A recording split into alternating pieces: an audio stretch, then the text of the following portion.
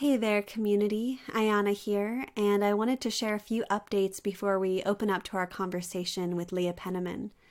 First, if you're down in the LA area on April 21st, join us for our Dear Earth event. We'll be screening When Old Growth Ends, our short experimental film about old growth logging in the Tongass National Forest in southeast Alaska, and we'll also be recording a podcast live with Jade Begay from Indigenous Rising on public land protection and what it means to stand for land that isn't one's ancestral birthright. The location of the event is pretty spectacular. It's the Wright Ranch overlooking Mama Pacific, so bring your picnic or there'll be delicious nourishment there as well. Get your tickets at consciouscityguide.com. Also, this podcast is community supported, so consider making a donation at forthewild.world. And while you're there, sign up for our newsletter to receive a discount code for our brand new online education platform launching May 1st. If you're a musician and you want to be showcased on the podcast, submit your music on our site. And one last thing, rate us on iTunes if you haven't already. Everyone's support really helps us spread these messages. Now on to the show.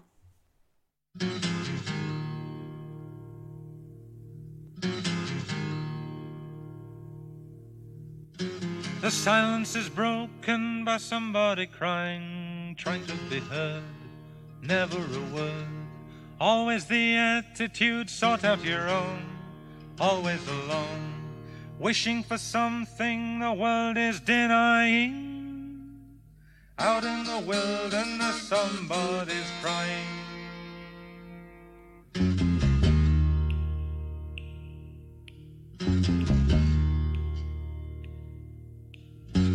Somebody wishing for something to happen, wishing to tell, wishing to help.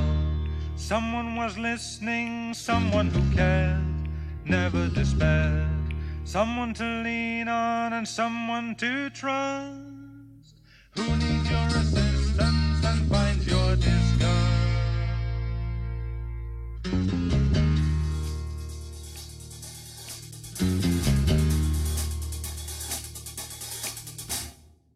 Hello and welcome to For the Wild podcast. I'm Ayana Young. Today we are speaking with Leah Penniman. Leah is an educator, farmer, writer, and food justice activist from Soul Fire Farm in Grafton, New York. She is committed to dismantling racism and injustice in our food system, reconnecting marginalized communities to land, and upholding our responsibility to steward the land that nourishes us. Leah coordinates a subsidized farm share program that provides life-giving food for families in food apartheid neighborhoods. She also runs training programs for aspiring Black and Latinx activist farmers, uprooting racism trainings for intersectional activists, and international solidarity projects with farmers in Haiti and Puerto Rico. Leah holds an MA in science education and BA in environmental science and international development from Clark University. She has been farming since 1996 and teaching since 2002. Leah's work as a farmer and educator has been recognized by the Soros Racial Justice Fellowship, Fulbright Program, Presidential Award for Science Teaching, NYS Health Emerging Innovator Awards, Andrew Goodman Foundation, among others. Leah's passion is to joyfully and reverently connect community to the intricate miracle that is this living planet and to their own power as agents of positive change in the community. Well, Leah, what astonishing work you do and life you lead. It is such a gift to have you on the show with us today. Thank you. Thank you so much for having me. It's really an honor and a pleasure to be here, getting to share a little bit of our story with y'all. Well, I want to begin by honoring the immense agricultural heritage of Africa and the resilient, courageous people who's held on to their beloved African seeds and spirits, despite all that worked to exploit and disfigure them. And it's largely obscured story that, quote, American agriculture, both traditional and regenerative, actually stemmed from the co-optation and exploitation of ancient African agriculture. I've heard you tell of how you flow from a long ancestral line of African earth tenders, and I want to ask you if you'd be willing to share with us how your ancestry guides you in your expansive life work and in the world, and also how your ancestry guides you specifically in the regenerative farming practices you are rearing at Soulfire. Oh, I so appreciate that question, because I would be remiss not to honor ancestors before sharing, the story of my current life and current work. And in particular, I want to call in my grandma's grandma, whose enslaved name is Susie Boyd. And she was one of 12 million African people who were kidnapped from the shores of West Africa and brought to the quote unquote New World to work without pay on the agricultural fields of the West. And what she and other women did before boarding transatlantic slave ships was to braid seeds into their hair. They braided okra and rice and millet and other heritage crops that they had bred over generations and perfected, because they believed against odds in a future on soil. And I call that in for many reasons. Probably foremost in my mind with what we're up against right now in the current political climate is that, sometimes despair sets in, and sometimes it's easy to think about giving up or imagining that we won't win. And I have to remember that if Susie Boyd and the others around her had faith and believed in us and didn't give up on us, the future generations, then sort of who are we to then give up on our children? Because they certainly faced conditions that are unimaginable for me in my relatively privileged life compared to what my ancestors had to deal with. And that is just one small piece of the legacy. I think we're often fed the myth that organic agriculture, permaculture is like a white people thing. And I certainly believed that and really struggled with that in my early years of farming. And truth be told, everything from Pick Your Own and the CSA, which were gifted to us by ancestor Booker T. Watley, to the idea of rotating through leguminous cover crops instead of having a monoculture, which was very much promoted by George Washington Carver, to the co-ops and pig banks of Fannie Lou Hamer, the rice cultivation techniques of enslaved Africans in the Carolinas. These are really our people's heritage. The raised beds and the fallow period and the rotation of animals and crops, all of these techniques that we use at Soulfire, come out of the Black Indigenous tradition. And it's been really a privilege over the past year to start to write these things down. I'm working on a book that will come out in November called Farming While Black. That's about these Afro-Indigenous ways of knowing and being on land and how we can uplift them and enact them in our farms today. I'm so grateful that you are bringing these untold stories of these heroes to the forefront, because as we know, the history that we've been fed and put into our history books and in our education systems tell a very narrow-minded story of the past. Mm-hmm. And that just perpetuates this system of oppression and lies. So this work that you're doing with your book that I want to speak about later feels so mandatory for us to actually move forward in a regenerative way that a lot of us want to. Yeah, thank you for that. Yeah, of course. And you'd mentioned Soulfire Farm and your work in general. It confronts food apartheid and injustice in the food system from so many angles. I'd like to steer the conversation towards who has access to the lands of Turtle Island today. As in the words of Malcolm X, quote, "Land is the basis of all independence. Land is the basis of freedom, justice, and equality," end quote.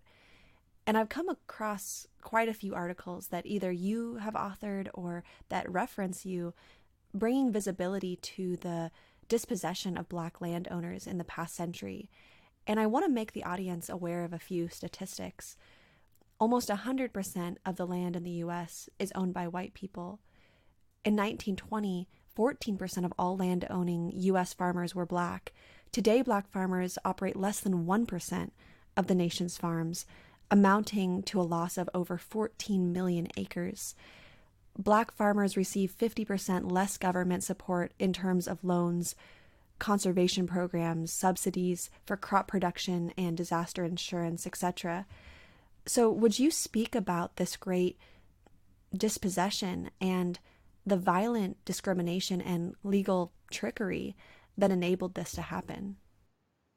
Yeah, I mean, I have such a heaviness in my heart, hearing the statistics come out of your mouth that I'm usually saying. Just this past weekend, I was in Atlanta, Georgia, with 100 Black farmers, mostly elders, mostly folks over 70, who were instrumental in suing the U.S. government in the famous Pigford v. Glickman case, which was settled in 1999 in the largest civil rights settlement in the history of the United States for these decades of discrimination. And this court case in many ways was symbolic because the small payouts that the farmers got were too little too late. As you noted, we've already been dispossessed of our land, and a $50,000 check does not get you back your hundreds of acres and the whole life that you've built.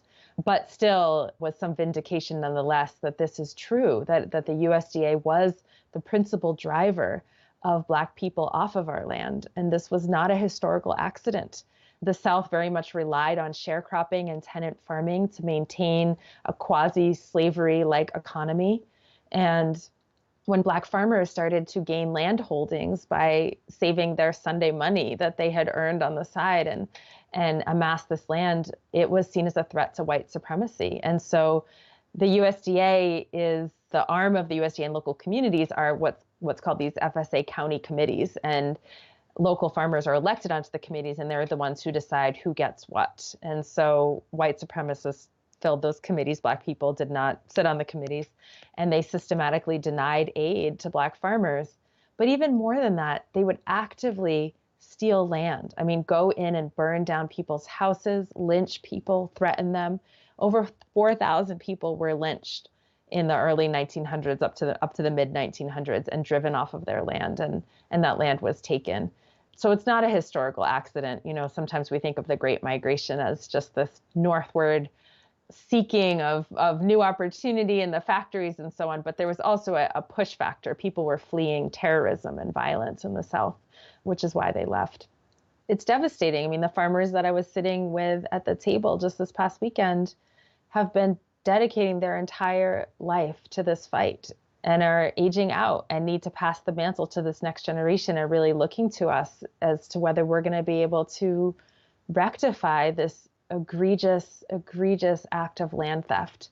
And obviously I'm not saying this in any way to minimize the original land theft of Turtle Island from Indigenous people. And a lot of folks say, well, how do we sort of hold both of these things? And when you look at the fact that 98% of the land right now is controlled by white people, there's a lot of room for land reform before we have to think about communities of color being in conflict with each other over that land. And I think we can work together, inspired very much by what's happening in South Africa, where they're just deciding it's time. This land was stolen and it needs to be given back. And that will be perhaps a disruptive, but also a healing process for the nation.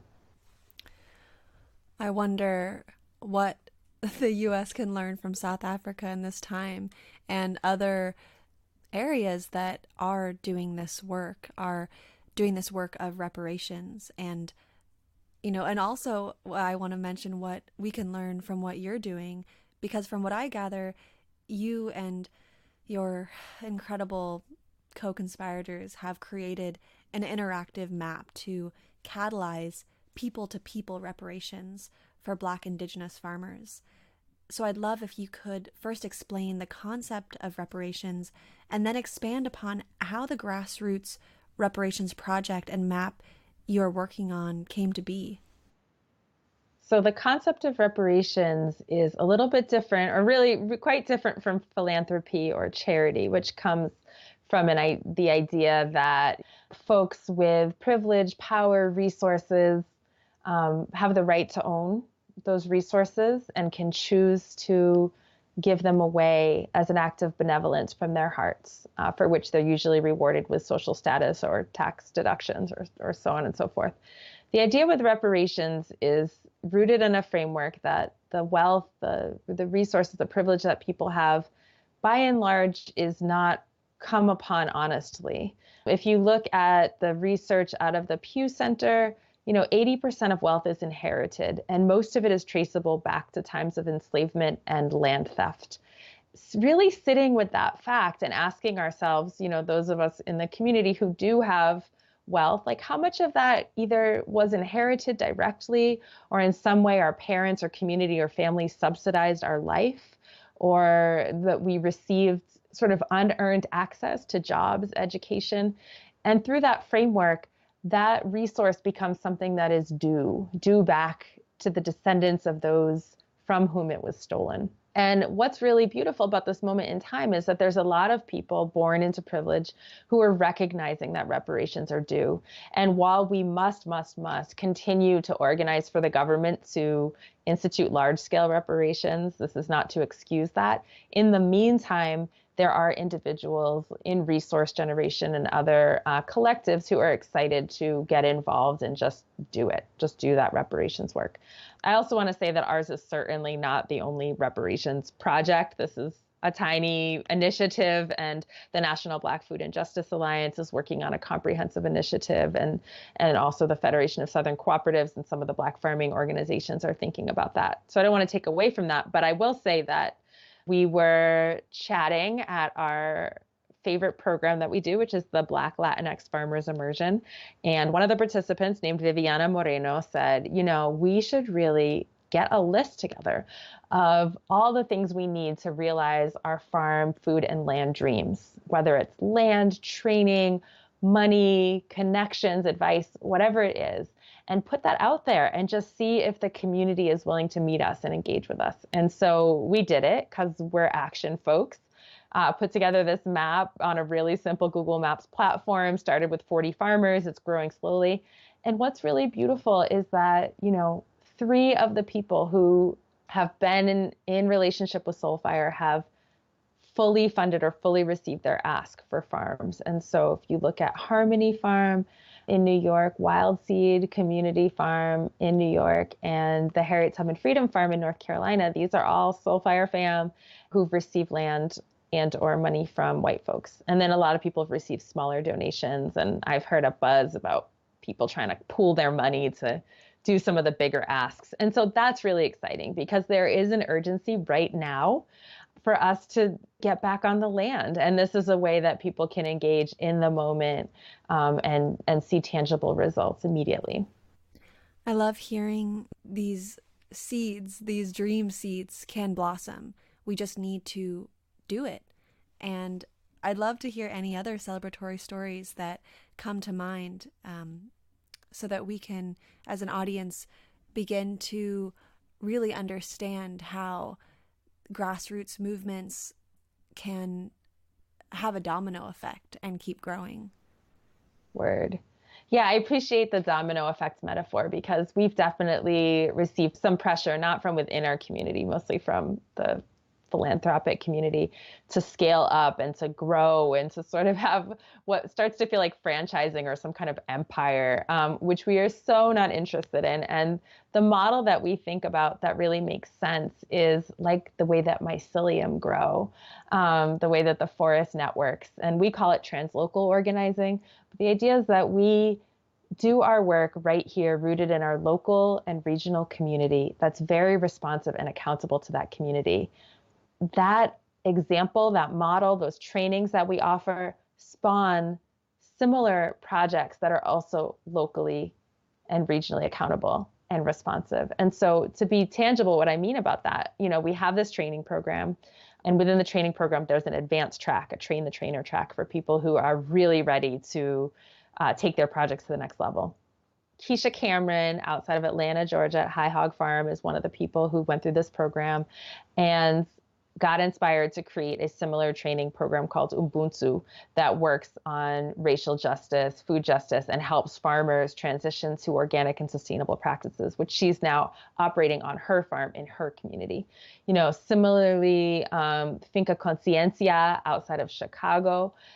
This is a group of folks that Viviana, Herreri, and Jasmine that came through Train the Trainer and our BLFI next level advanced program.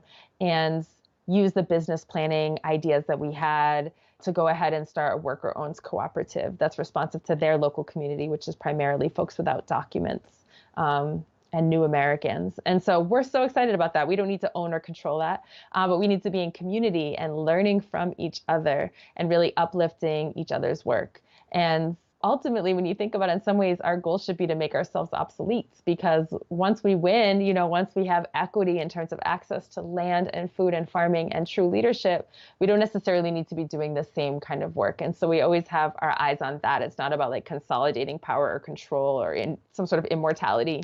It's very much about achieving these goals and then making space for whatever needs to come next as far as what the community defines its needs are. Thank you for saying that. It really grounds me to the work that I want to do in the world and the way in which I want to do it. And I'm sure for so many people who are listening to this that are also tussling with these questions of how do we do this work in the world, especially with the urgency of the Anthropocene and climate change and just all the pressure that I think so many of us feel who are connected to what's happening. I know for myself, I do. I fall threat to the urgency a lot.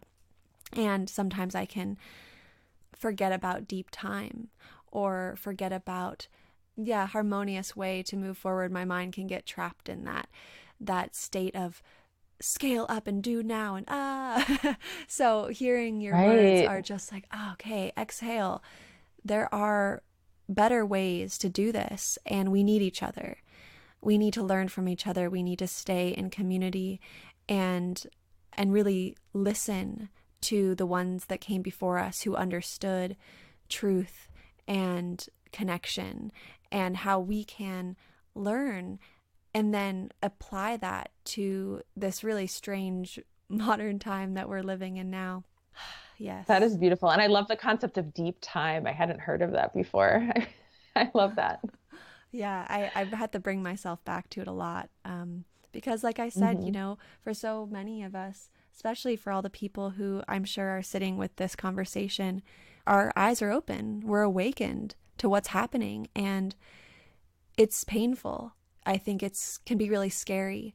So yeah, I just had to keep reminding myself of the deep time that yes, this work is important and it's important to do it now, but the ways in which we do it are also of utmost importance. And when you were speaking before, you had mentioned the people who have come through Soul Fire Farms working with undocumented people, and it brings up this other topic that I want to speak about, because discussions around injustice in the food system just wouldn't be whole without speaking to the exploitation of Latinx and migrant farm workers.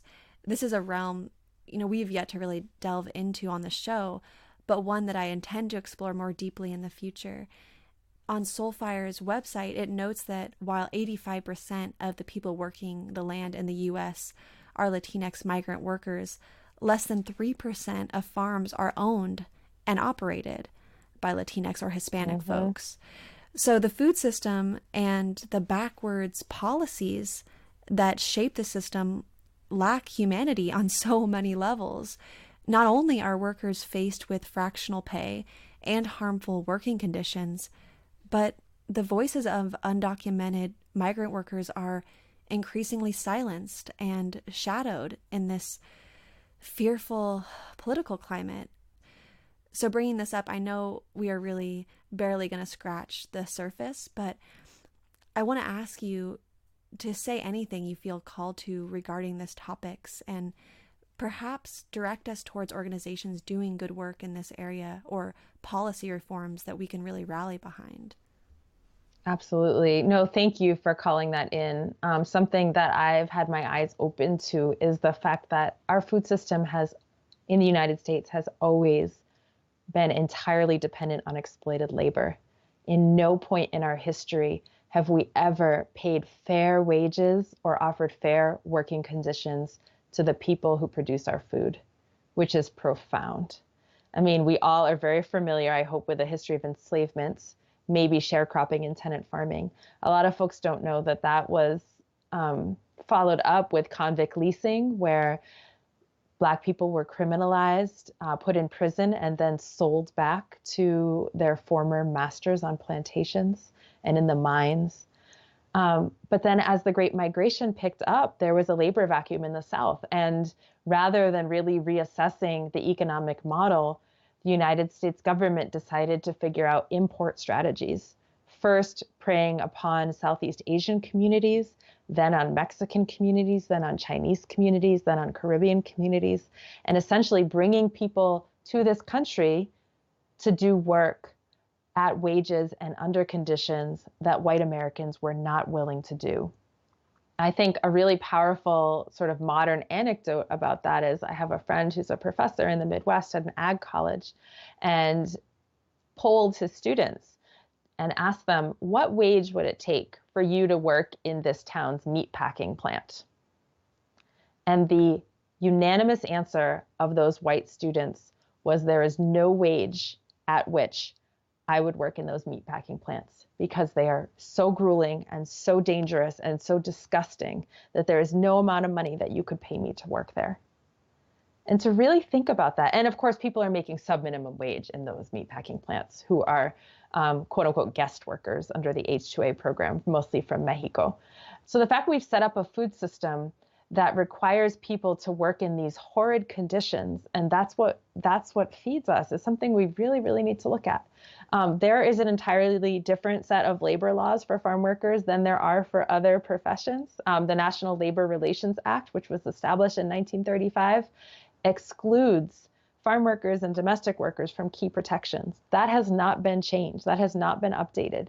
So depending on what state you're in, because some states do have more protections, you may not have overtime pay, the right to unionize, child labor protections, protection from sexual harassment and sexual violence, protection from wage theft, health care.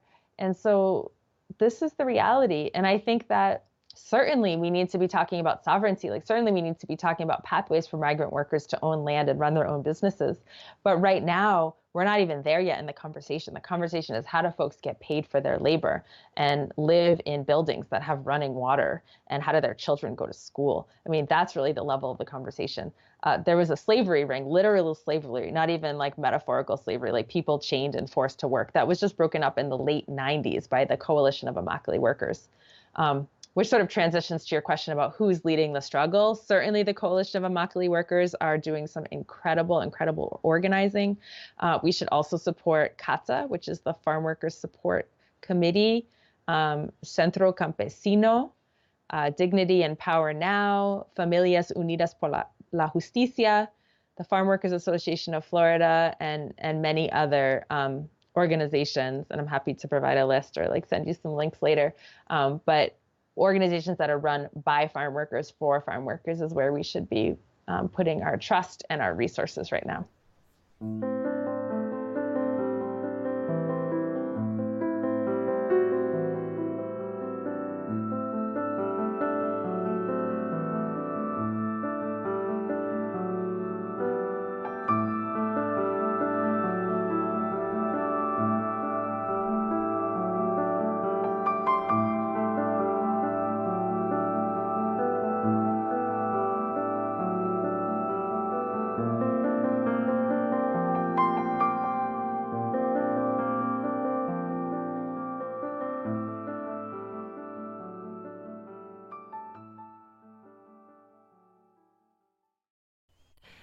I'm based out of California, and so much of this state is modern slave labor in the farms, in these huge monocropped industrial farms. And I think so many of us, even just driving the 5 freeway, who pass whether it's almonds or cattle, and the people that are out there working, literally being sprayed from planes, this poison. It's disgusting how the food system and the bigger system of this country treats anybody, humans, cows, the soil, so disposable. I think speaking about these other organizations that are farm-led, kind of going back to how you were speaking about really working locally in the communities and listening to the people that have been silenced, that are the ones that are actually dealing with the conditions of this horrid system, and giving power to the people who are actually doing the work. I remember speaking with Bren Smith, who has set up this 3D ocean farming for a lot of the fishing communities who have basically, Right. you know, lost a lot of their economic stability because fish are going extinct, and how to create jobs and how to really listen to the people that are actually working with the oceans, and how he was explaining that the majority of fishing boats, because they've had to become so expensive and high tech just to even find the last fish, the fishermen aren't the ones who own the boats. It's people who are so far removed that may have never even stepped foot on a fishing boat. And the same with a lot of these big farms, these corporate farms. So many of the people in power have no clue what it's actually like to live, to work day in, day out. Or just like how you were talking about the college students, there was no amount of money that would pay them to do this work. So there's just such this huge disconnect, and I appreciate you bringing this up, and the blatant racism. And you know, racism in farming isn't restricted to land access and equality or the corporate mega farms, but it's also quite apparent in the organic and regenerative farming movements. With 95% of farm management being white, it's no surprise that young Black or Latinx Indigenous farmers, they may find themselves in a work environment that carries legacies of racial trauma. Not to mention how many farm incubation projects and jobs for budding organic farmers either require a college degree or are unpaid work trades, significantly limiting who actually has access to them. So I'd really love if you could illuminate further some of the struggles that Black and Latinx folks who are yearning to farm face, and how Soulfire's Black Latinx Farmer Immersion Program arose in response. Yeah, that's a beautiful framing, and a tragic framing also. You know, I've had folks come to our program and say that they had tried to do the WOOF program, you know, Worldwide Workers on Organic Farms, or do some apprenticeships. And it's not just, you know, subtle legacy of racism stuff. Some of it is really overt. You know, there's this one young man who was picking beans with the white farmer at one of these WOOF farms. And the person said, you know, can I ask you an honest question? I was wondering if you have a sense as to why so many Black men abandon their children. And it's just like, what? On so many levels, what? First of all, that's not even true statistically. There was just some big study done to debunk that myth of the absent Black father. Like, Black fathers are as involved, if not more involved, than any other race. But also just that audacity, that racist perspective, and then to put that on this person who does not have a car, does not have a way of leaving this place, and is now stuck in a really uncomfortable, verbally violent environment.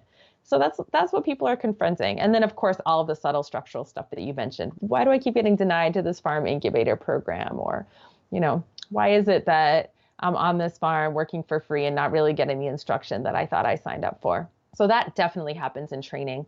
And another tragedy that I've only recently become aware of, but is really significant, is there are a number of new Americans from Caribbean countries especially, who have deep farming backgrounds and are very excited to get into ag in this country and want to attend university, one of the land grant colleges, like the 1890 land grants, which are supposed to be, you know, for these communities.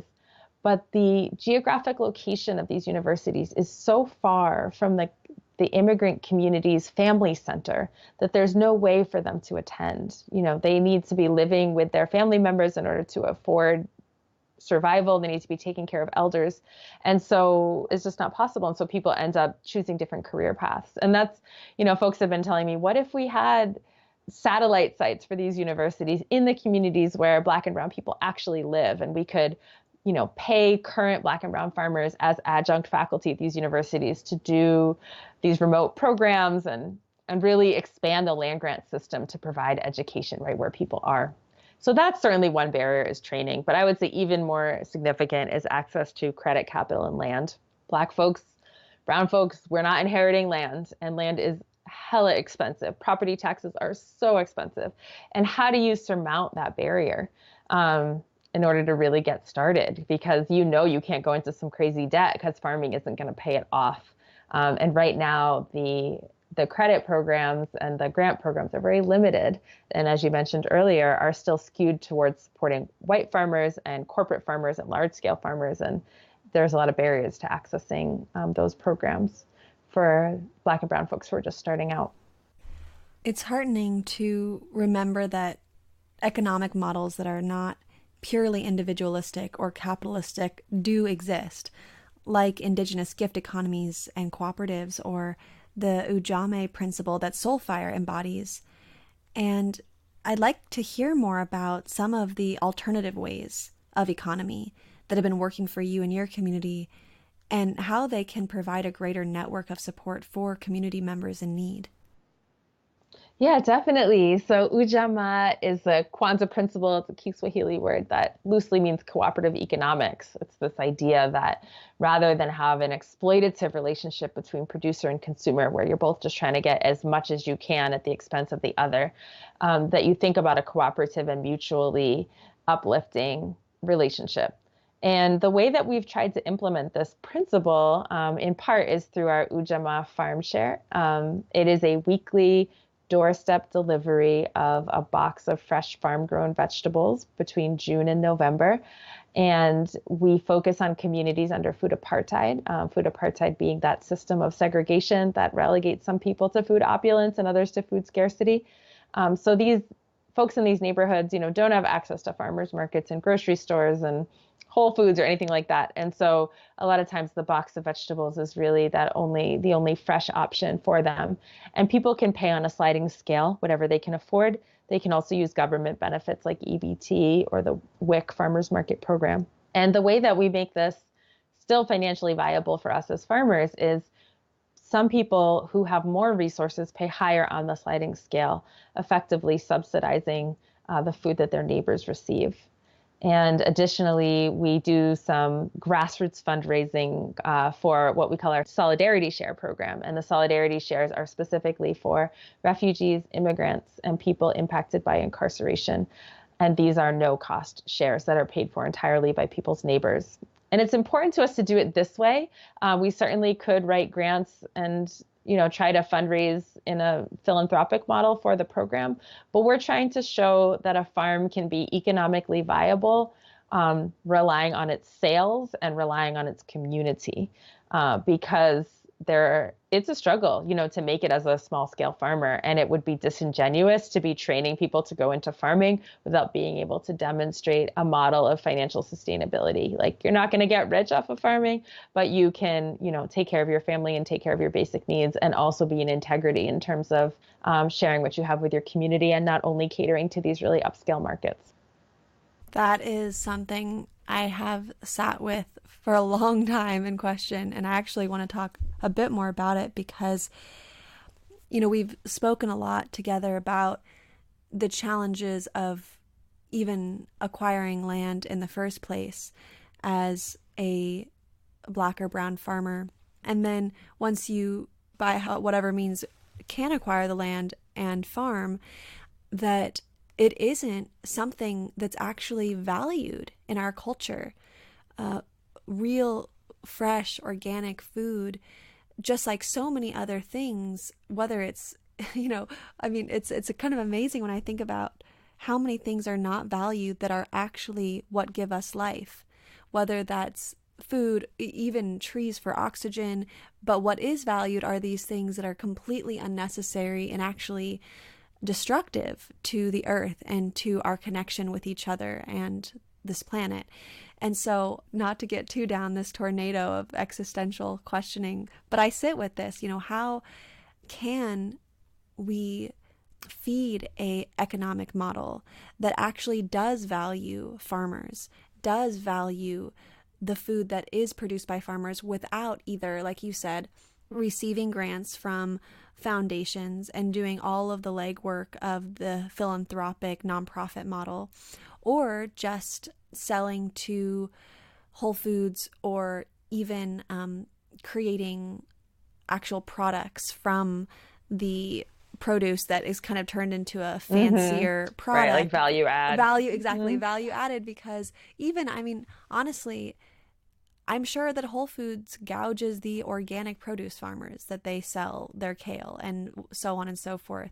And so there is this, this system is set up to not value the people that are actually creating the life-sustaining food and so on and so forth. So yeah, I know you were touching on it, but if there's any other threads you can pull on this topic to show us more of how you're doing it, or other models that you really resonate with. And maybe this is a really far out question, but how do you see this being a better way forward, being able to topple over the old system into a way that this could be the new norm? Like you said, like making some of the work that you do even obsolete, because it just is the way that life is. Right? Wouldn't that be sweet? Wakanda forever.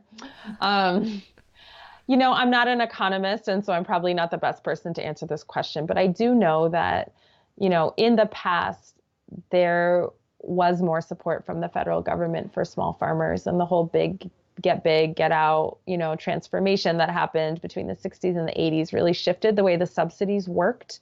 So right now, it's not so much that wheat is inherently cheap or corn syrup is inherently cheap. It's just that there's a whole lot of money flowing in for those big commodity crops that artificially depresses the price. Agriculture is not a free market beast in the United States. And so we could really play with that. You know, Costa Rica pays its farmers for providing environmental services, such as protecting pollinator habitats and supporting the recharge of aquifers. And so what if we thought about restructuring the way that huge farm bill works and what it subsidizes? We do have small programs for conservation. We have EQIP and the Conservation Stewardship Program and so on. And so it's not that that doesn't exist, but it's very underfunded. It's a small slice of the pie. And we could completely invert it. You know, we could make those commodity crop subsidies a small piece of the pie, and then really expand what farmers get for doing crop rotation, pollinator protection, erosion control, living buffers, you know, all of these practices, if you think about it, really are for public benefit. They're for the public trust and for the future. So why not have our public dollar pay farmers to do those things as their value added product in addition to selling lettuce?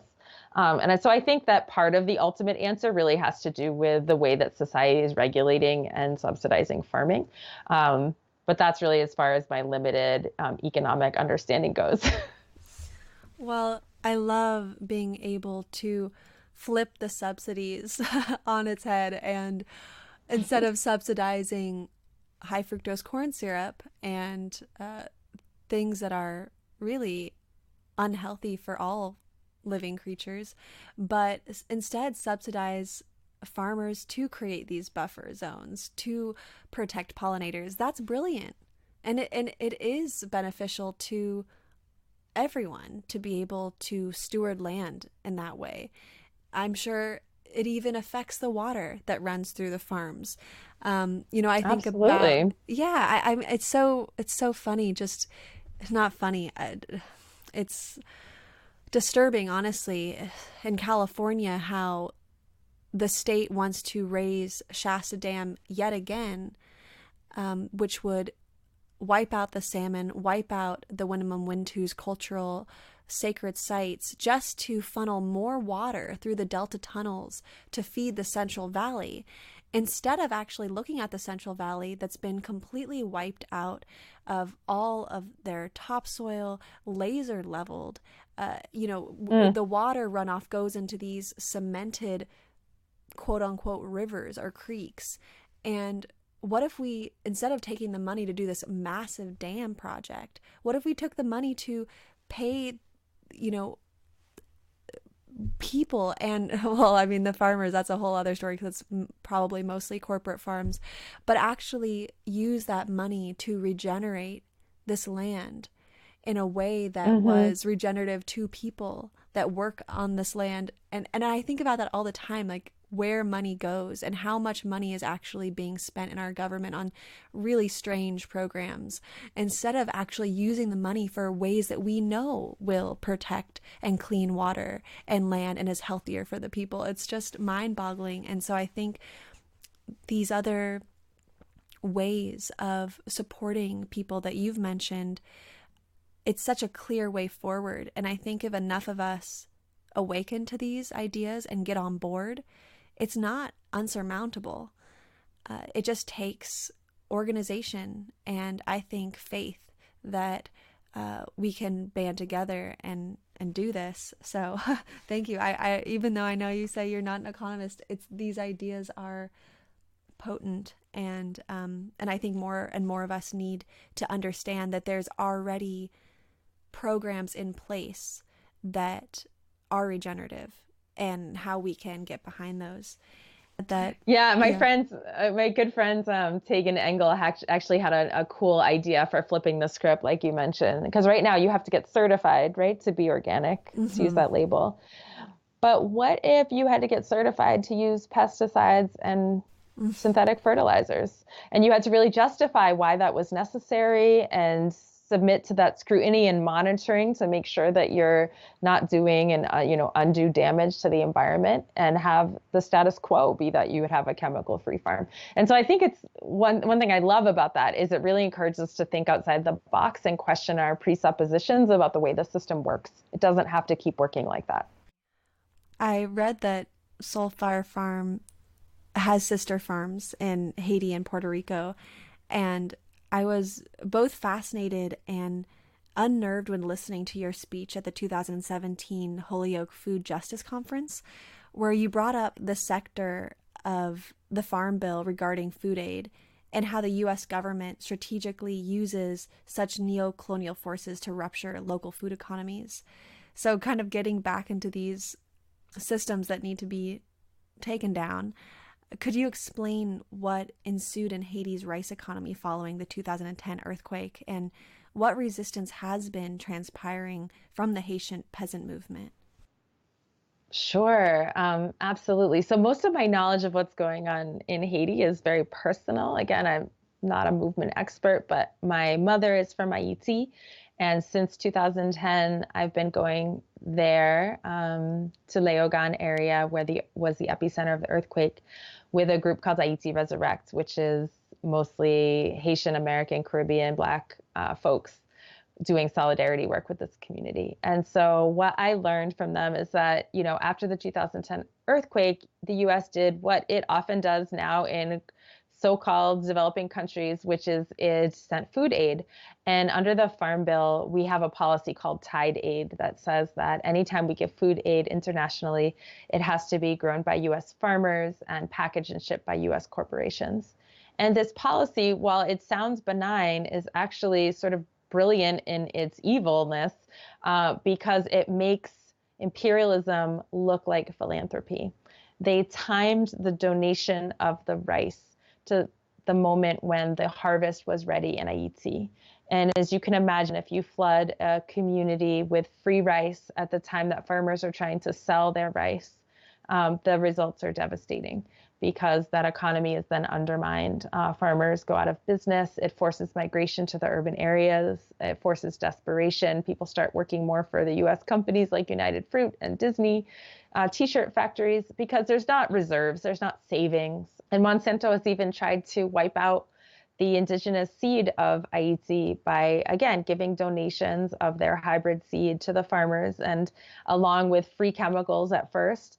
But after a couple of years of that, when the native seed supply is depleted, those farmers then become dependent on Monsanto. So the then president of Haiti, asked for the donations to be turned around. They still came in with the donations, and then the farmers in the Haitian peasant movement actually burned the seed in an act of resistance, saying, we want our seed sovereignty, we want our food sovereignty, we don't want these donations. We would rather have the international support actually go to Haitian farmers to grow food for our own community in these times of need, but not to supplant our local economy. So they're powerful. And something I love about working with the farmers in Haiti, it's not just demonstrations and chanting and burning stuff. I mean, they are doing the on the ground organizing. They have their own seed keepers exchange. They are irrigating one another's farms and setting up compost projects and planting trees on the degraded hillsides. Like, they are doing that hands-on grassroots work. And these protests are an outward expression of their political priorities that are very much rooted in knowing their land and knowing their community. Oh, so many of us have so much to learn from these courageous people who are taking their power back and not feeling the smallness that these big corporations try to just cover people up with. And I think when we hear stories about people in Haiti or in countries that are so much less privileged than the United States, I think can be this really beautiful wake-up call to so many of us here that shows us, look at these incredible people that are dealing with disasters and extreme poverty and lack of access to so many just basic human needs. And they are powerful and they're doing it. And I think it also kind of shatters this idea of the United States and the quote aid that's sent all over the world, and how we can start to understand how it's disrupting so many countries globally.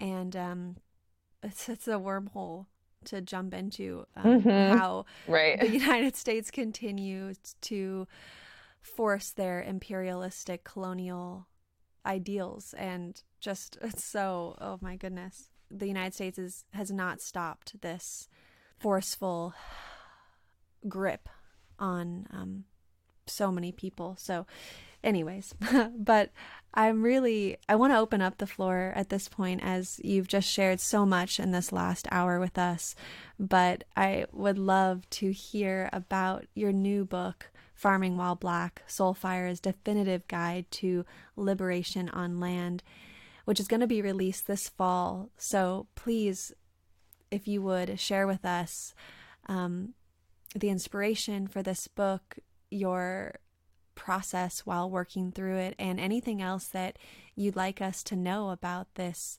body of work that you'll be releasing soon. Well, thank you. You know, it really feels like such a labor of love and an important child, essentially, to bring into the world. So the idea of the book Farming While Black is to take all of this curriculum that we've built over the years for our Black Latinx farmers immersion training, the content of our talks and lectures and research, and as well as the farming practices that we've honed over the years, and put them into almost an encyclopedic manual for reclaiming our right to dignity and belonging on lands. It's both practical and historical and poetic. It's pretty long. It's got beautiful photographs, but just some examples of the types of things that you can find in the book are ideas for accessing land when you don't have a lot of resources, how you can leverage certain networks and programs to get that resource that you need, setting up your own cooperative credit entities to support one another in initial costs, organizing communal labor work parties, getting in touch with the spirits of the lands and making sure that you have their consent and support so that things go well. So there's that foundational stuff. And then it moves into how have our ancestors tended the land, selected their seed, cared for their crops? How have they turned those harvests into preserved foods and cooked foods? And with every single suggestion that we offer about how to do the thing, we're also uplifting that ancestral root. So when we talk about raised beds, we're talking about the Ovambo people in Central Africa. When we talk about terraces, we're talking about Fenyaju practices in Kenya, right? And agroforestry, we refer to the Haden Laku of Haiti, which is the Haitian agroforest. So all of these practices are rooted in where they came from, which is so, so important because, in the so-called permaculture movement, a lot of times these very ways of knowing land are divorced from their context, repackaged, rebranded, and really honestly used to profit college-educated white folks in offering these permaculture certifications. And that's just not ethical, and it's also misleading.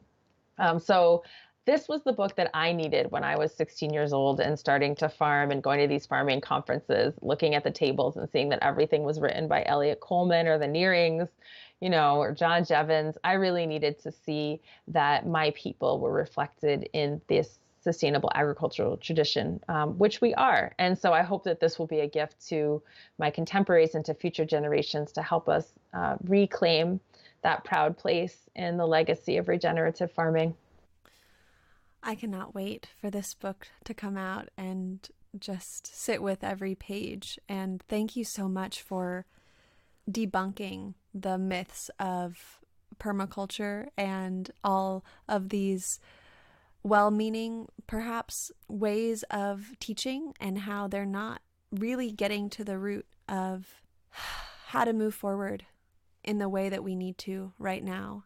And I really appreciate all of your tireless work because I can only imagine how much you dedicate your life force and your energy to all the different pieces of this very full pie that you work with, from farming and food and intersectionality and ancestry and seed and soil and on and on and on. It's just so inspiring to see and to learn about you and your devotion. So I appreciate you. I'm so grateful for you coming on the show today. I'm sure everybody listening has many, many bits and pieces that they want to explore more from this seed of a conversation. So I hope that we meet sometime in the future in person and keep the conversation growing. Ashe, absolutely. And thank you for your really thoughtful questions. It's such a blessing to, be in conversation with someone who clearly has the reverence for earth and for justice that we do here at Soulfire Farm. So thank you for that commitment.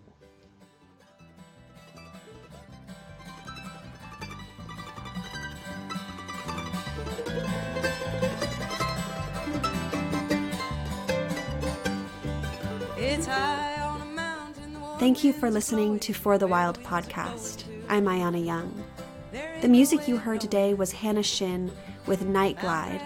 I'd like to thank our incredible team, our producer and editor, Andrew Storrs, our research director, Madison Mogulski, and media director, Molly Lebov. Head over to the website to check out our entire archive of podcasts. And while you're there, you can look into our other projects, including our 1 Million Redwoods Project, the Tongass National Forest Campaign, and our new online education platform, launching May 1. Thanks so much, and until next time.